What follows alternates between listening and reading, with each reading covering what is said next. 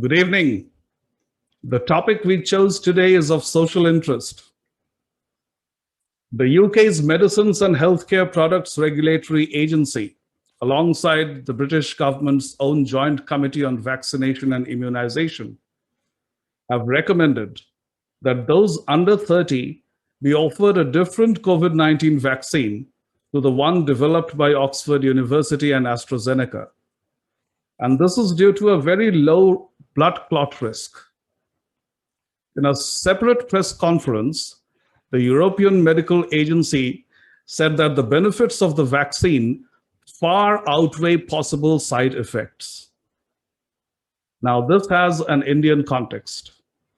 The Serum Institute of India, the world's largest vaccine manufacturer based in Pune, has asked the government for a grant of 30 billion rupees to increase its capacity to make AstraZeneca's COVID-19 vaccine. Besides this Covishield, we also have Covaxin from Bharat Biotech, of course.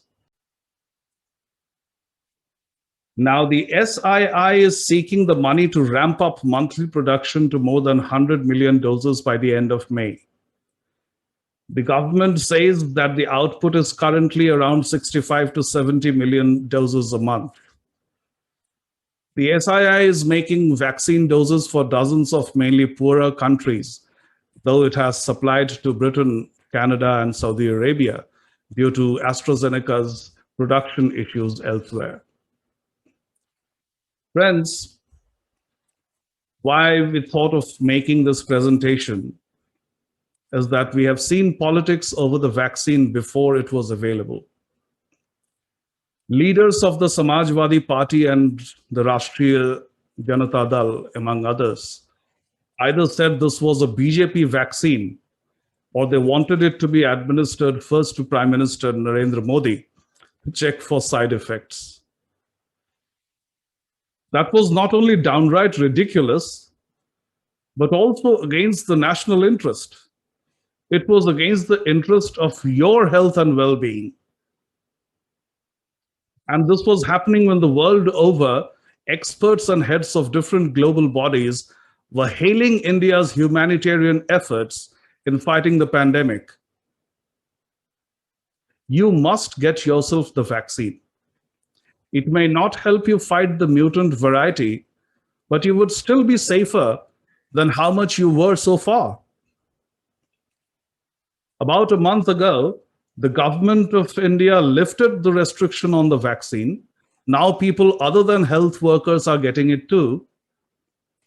Perhaps emulating the United Kingdom, India must adopt a different approach to inoculate the young. I would seize the opportunity to urge the state governments to open all the schools. Children have been driven to their wits' end, staying at home and attending classes only online.